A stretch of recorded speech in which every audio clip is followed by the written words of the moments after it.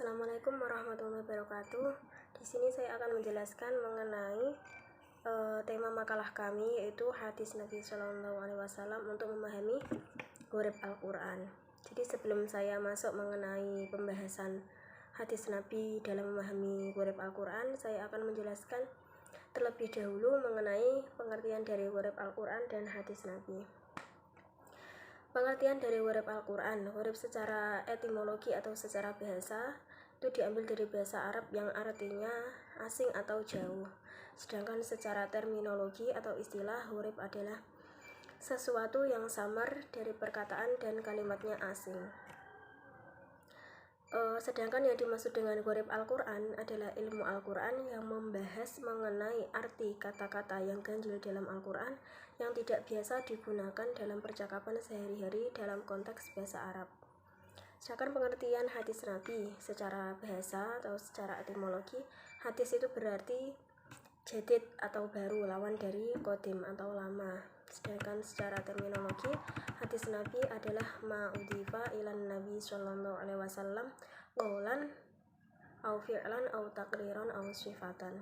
Jadi apa yang disandarkan kepada Nabi Muhammad, baik itu berupa ucapan, perbuatan, persetujuan, dan sifat. Sedangkan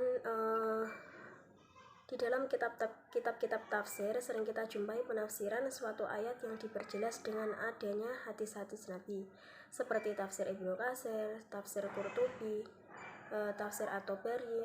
Nah, sedangkan di dalam ayat-ayat Al-Quran itu banyak terdapat kalimat atau ayat-ayat yang gharib atau asing, sehingga dengan adanya referensi dari hadis-hadis Nabi yang menjelaskan makna kalimat yang gharib dapat mempermudah kita dalam memahami gharib Al-Quran.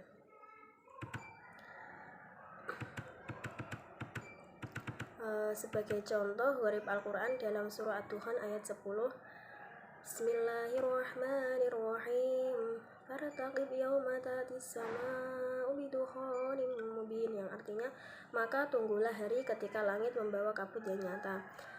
Di sini pengertian atau makna dari dukhanin mubin, kabut yang nyata, itu ada 3 pendapat. Yaitu pendapat yang pertama mengatakan bahwa asap yang merupakan bagian dari tanda-tanda kiamat besar, ia akan berada di bumi selama 40 hari dan memenuhi apa yang ada di antara langit dan bumi. Dan adapun orang-orang yang beriman, mereka akan terkena flu. Sedangkan orang-orang kafir dan durhaka, asap itu akan masuk ke dalam hidung mereka dan keluar melalui telinga dan dubur mereka serta menyesakkan nafas mereka. Pendapat ini bersandar pada hadis yang diriwayatkan oleh Abi Surah Huzaifah ibnu Usaid al-Ghifari, bahwa ia berkata, hadisnya yaitu, suatu saat Rasulullah SAW datang kepada kami dari Arafah sementara kami sedang membicarakan hari kiamat.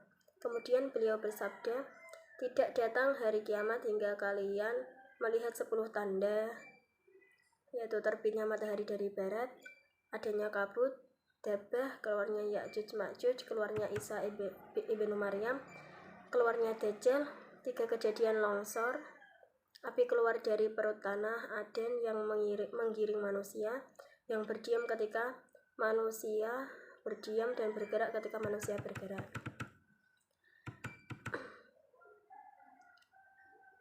Dalam hadis lain juga disebutkan, yakni hadis yang diriwayatkan oleh Ibnu Jarir dari Muhammad bin Auf, dari Muhammad bin Ismail bin Iyash, dari ayahnya, dari Amdah bin Zur'ah. Rasulullah SAW bersabda, Rabb kalian memberikan peringatan dengan 3 perkara, yaitu kabut yang membuat orang beriman seperti terkena flu dan membuat orang kafir membengkak hingga keluar cairan dari kedua telinganya. Kedua adalah gabah dan ketiga adalah dajjal. Nah, untuk pendapat yang kedua bahwasanya dukhanin mubin adalah asap. Asap itu adalah kelaparan yang mengenai orang-orang Quraisy karena doa Nabi SAW, sehingga seseorang melihat asap di antara langit dan bumi. Hal ini disandarkan pada hadis dalam riwayat berikut. Telah menceritakan kepada kami Muhammad bin Katsir, telah menceritakan kepada kami Sufyan, dan telah menceritakan kepada kami Mansur dan Al-Amash Dari Abu Duha dari Masruq, dia berkata, kami masuk masjid, yaitu Masjid Kufah, melalui pintu Kindah. Tiba-tiba ada seorang yang bercerita kepada teman-temannya, pada hari ketika langit membawa kabut yang nyata, apakah kalian mengetahui kabut? Apakah itu? Itu adalah kabut yang akan datang pada hari kiamat. Lalu merenggut pendengaran dan penglihatan orang-orang munafik. Setelah itu merenggut orang-orang mukmin seperti salesma. Itu. Nah, untuk sedangkan pendapat yang ketiga, yaitu asap itu adalah debu pada waktu penaklukan kota Makkah, di mana pada hari itu langit tertutup oleh debu.